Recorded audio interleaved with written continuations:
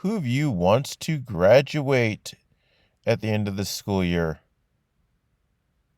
Well, part of that means passing the defense of learning. All right, I want to help you do that. I want you to get out of here. So, in Echo, go to your senior DOL course. I've added you all to it. I added you to it sometime back in August or September. It's been on your Echo. Hopefully you've taken a look at it. I have a feeling you might not have. Go ahead and click into that, okay? This is where your resources are going to be as far as actually doing the DOL. The steps that you should be doing in order and the resources that you'll need to do them. Things like this handy dandy video. So the idea is the work for the DOL, it's happening during your advisory, during your own time, and then if you are scheduled for 7-8 with Grossman, also during that class. I'm your DOL coordinator. I'm developing all this for you guys. I am here to support you for it, but I'm actually not here in person. So we got to do some of this through these videos and emails and catch can talk to each other on campus, but I don't have scheduled class time with you. So what you should have already done, you should have already organized your work in your Google Drive. Hopefully you got some advisory time to do that down here at step 0 and made a folder for each of your classes and started moving your stuff in there. When you finished a project, put the stuff in there. When you finished a project reflection, put the stuff in there. Then at your individual class level, after you completed a project, hopefully you were doing a DOL class level reflection. Depending on your classes, you may have done a bunch of that last semester, or you might have only done one at the very end of the semester. But at the very least, for every class you have scheduled, you should have at least one DOL style presentation or written reflection that you did last semester. That's part of your menu of options for what you can use to do your final DOL. The next step is to review the senior DOL rubric. That is linked here on this Echo course, and I'll show you some of it here. This is a fairly long document with very tiny type, so it all fits on one. But I'm going to simplify it for you. I'm going to let you look at the longer document on your own time, but I'm going to simplify it for you here and get you into the key points. Okay, key thing. You are this is your frame for the whole presentation. Through your DOL presentation, you need to answer the question, what are your goals for after high school and how have you prepared for them at New Tech? You're talking about the work that you've done at New Tech in the context of building the skills and knowledge that are going to help you achieve those goals. So the specific skills and knowledge that you need to talk about developing are our learning outcomes. So we're going to go down here to the learning outcome defense matrix. You need to talk about 2 projects from 2 different classes. As after your introduction and your presentation, you're going to talk about project 1. Then you're going from class A. Then you're going to talk about project 2 from class B. And you need to hit 2 rows on this matrix and 2 columns. So there are going to be 2 check marks on this matrix that you hit with what you talk about in your presentation. Say you defend something from political studies, maybe the capitalism debate. and you think that is some history, social science, knowledge, and thinking. So you're going to reflect on the history, social science, knowledge and thinking rubric. And so that would be in this row. And then you are also talking about how you collaborated with your team members in that reflection. So your check mark would go history, social science, and collaboration. Okay. Your next project you need to defend. If you put check mark here, then your next project would need to be about agency or written communication, and then another one of these subject areas: math, ELA, science, or communications, or computer science pathways. So the rubrics that you would actually be defending on are linked at these links. Click on those, they'll open up in a new tab, take you to the actual rubrics that you'd be defending.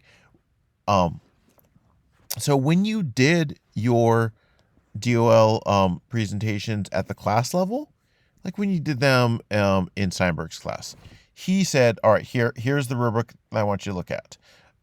This is the particular part of it I want you to look at. Same thing with Toffeletti and Grossman. They identify the specific rubrics and the specific parts you wanted to look at. You can talk about the same rubric portions that they pointed you to work on. Or if you wanted to go out through these rubrics on your own and find what you wanted to reflect on, you could. You do have that freedom. You can set the difficulty setting on this task. But basically, you are reflecting on two projects from two different classes. You need to reflect on the knowledge and thinking strand of that particular class, and on two more of these other learning outcomes between the two projects: written communication, agency, and or collaboration. And there's a bunch of stuff in here about the particulars of how you do that, but the rest of this conversation is going to be easier done if we do it by looking at the actual slide template that you will be using. So this is the slide template. I am sending this out to you. By the time you're watching this video, you should have a copy of it in your email. It'll be your last name, comma, your first name, dash, senior DOL presentation 2023. That is your copy of the slides to edit. When it comes time to do these presentations, the people running the presentations are going to be opening up the same link that I sent you. Do not make a copy of this. Do not do it elsewhere. You need to edit the exact copy that I send to you. That is where the work is. If you do it elsewhere, it's like you didn't do it at all. Okay.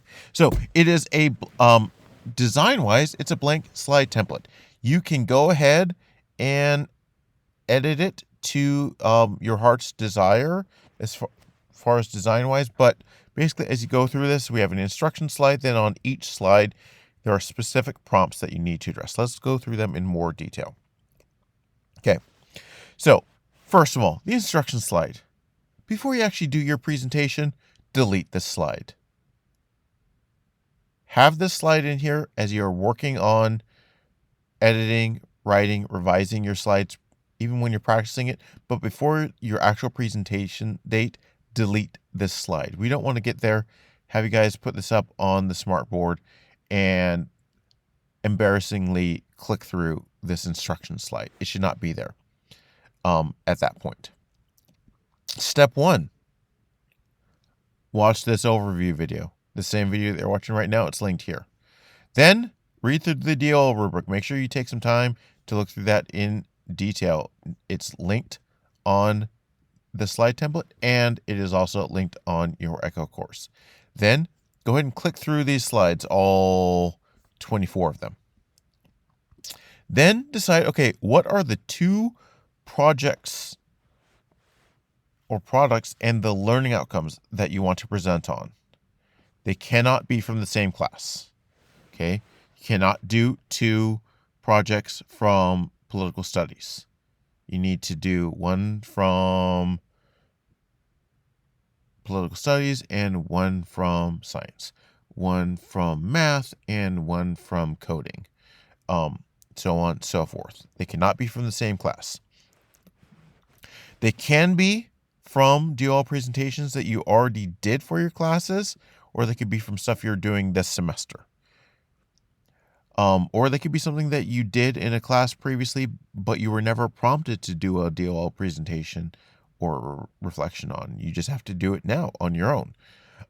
Any slides or written reflections that you already made as part of any of those prior assignments, you can borrow from those. You can mine those for resources to put in here. You're not going to be able to like straight copy and paste slides from there into here because there are some changes as far as what specifically is prompted here. But if you already did that work elsewhere, you are saving yourself a lot of work here. And then you actually edit these slides, these ones that I shared with you, not other ones that you copied and made for yourself. And then on each slide, you follow the specific instructions and edit the prompts. There's text on the slides prompting you to do something. We should never see the exact text that was in the template still there. It is not a visual cue for you to talk about that. You need to actually decide what you are putting up there as your own text on slide, your own bullet points. A note on that, okay? What is on the slides should be your bullet points to support what you are saying. What you actually say, you can plan out down here in the speaker notes. A really good thing to do would be to actually write out what you're planning to say down here in the speaker notes, and then you can actually print those out as note cards and practice with them and get to the point when you deliver the actual presentation, like, yeah, you got the stack of note cards, but do you actually really need to look at them a whole lot? Not necessarily, because you practiced so much, and the note cards made it easy to practice. When you go through this, you're going to get to a slide, and it's going to say, oh, you need to do these things. And you'll be like, I can't do that on one slide. Add more slides as needed. Adjust the visuals to your taste. This is blank white backgrounds with black and gray text. You guys are all different people with different tastes and different strengths and different skills. And a lot of you have an eye towards visual design. Let that come through in your presentation. But then also know your audience and know professional standards, okay? There are some people who are going to be in your audience who are going to have a fairly conservative taste as far as what slides should look like, as far as what visual elements should be in there, what design elements there should be, what level of humor should one take. Play towards the conservative end, but also be true to yourself, and above all, make sure everything is legible. But you are going to want to add visuals and multimedia as is prompted and appropriate to tell us the story of you doing these projects and learning these things and developing these skills that are going to be allowing you to tell the story of how you are getting prepared for your future. I'll talk more about that later on as we get to some further slides. When you have actually edited all these slides, you're going to want to open up that DOL rubric again, go back through your slides and make sure that you're actually doing what it's asking you to do.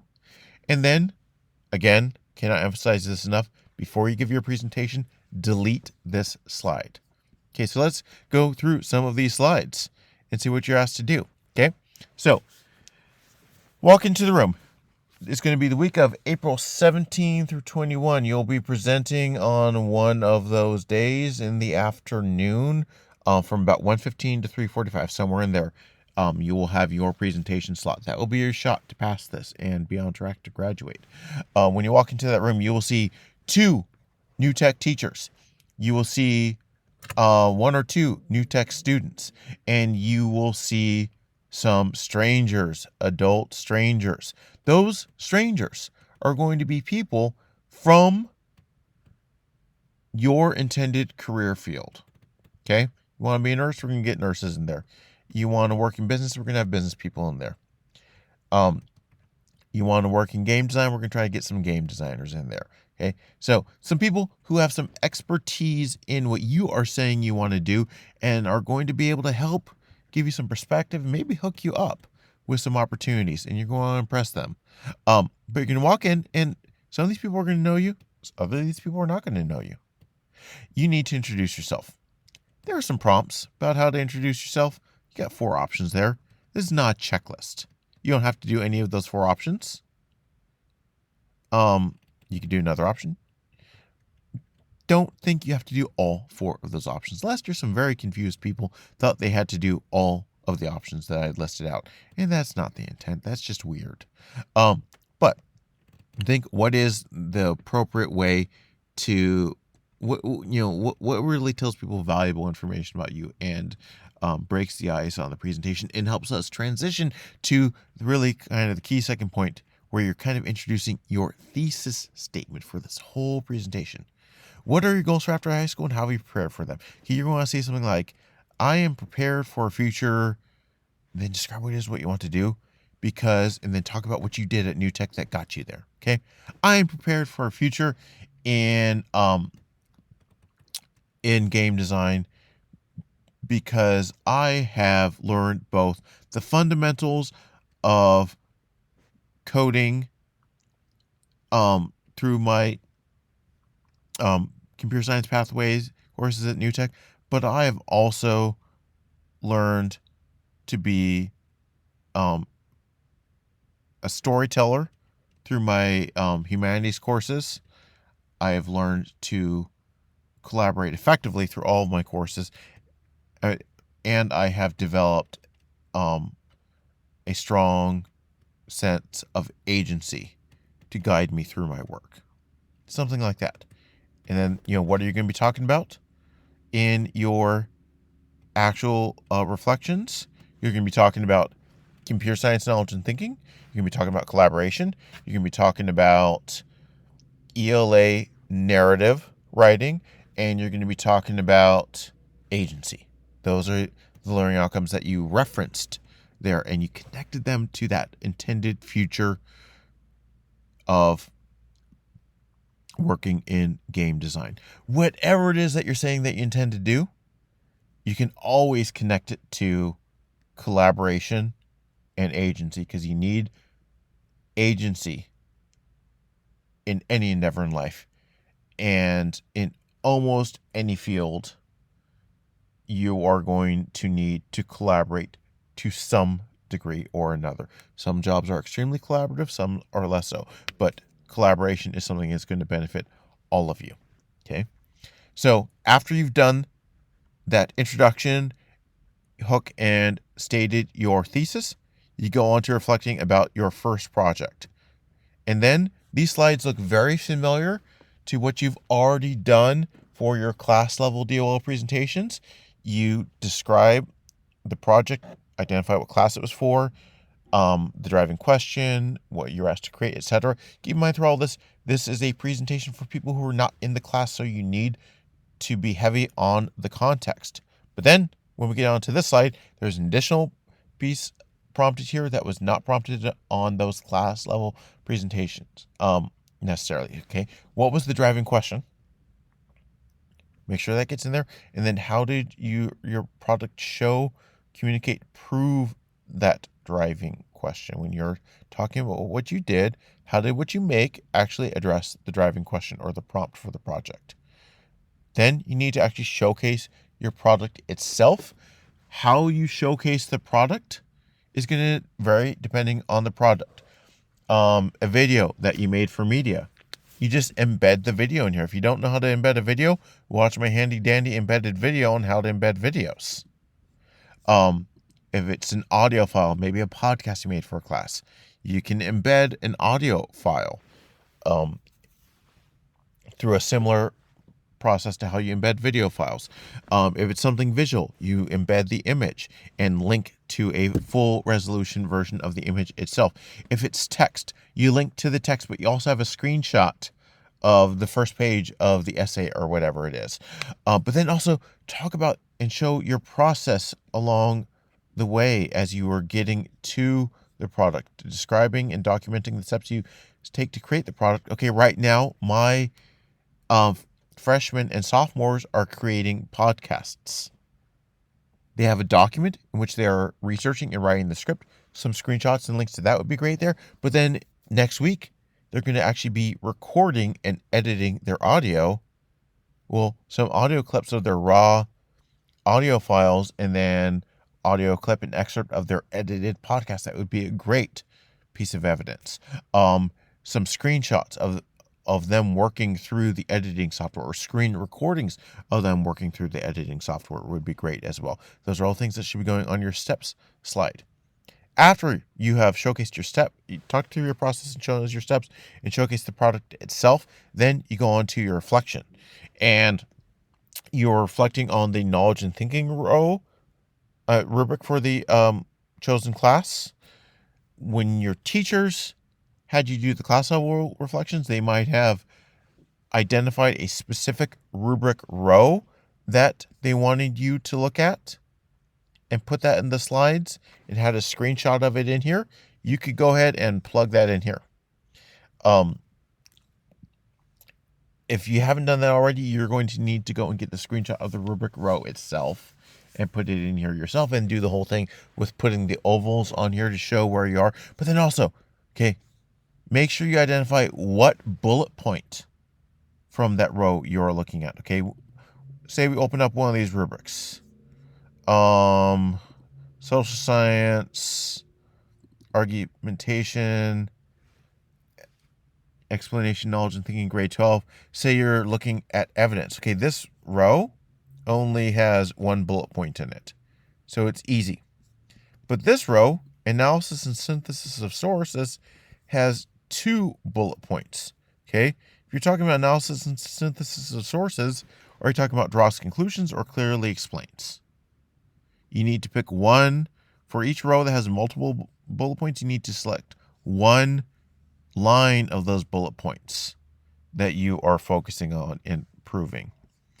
Because when you get to this, what you're doing is you're reflecting on it, and you are reflecting on and trying to defend or prove that you achieved proficiency in that point of the rubric. You achieved proficient or advanced level. Advanced is beyond proficient, but you guys are seniors. You should be proficient at these things by now. You need to prove to us that you are. And you do that by talking about your work, about specifics from your work, and specific criteria that are listed in the rubric. The rubric says that proficient in this does this. Well, here's where I did it in my essay, in my podcast, in my video, whatever. And you got a screenshot of your rubric there, and then you've got a screenshot of something from your product that you can have as visual cues to talk about and make that connection and convince your audience that you did this. This is another place where you might need to add multiple slides to get this done. Then, after that, you have your additional learning outcome. You did knowledge and thinking for this reflection. Now you need to do one additional learning outcome: written communication, collaboration, or agency. Your choice. Same deal. You select one row and then you hone in on one bullet point from that. And you go through the same process. And then when you get to the end of that particular project reflection, you connect back to your thesis. Okay. How did you learning and growing through the course of that project help set you up to achieve your goal of being a travel nurse, being a business person, being a game designer, whatever it is that you're thinking about doing? Okay, make that connection. Then we go into our next reflection, talking about another class, another project.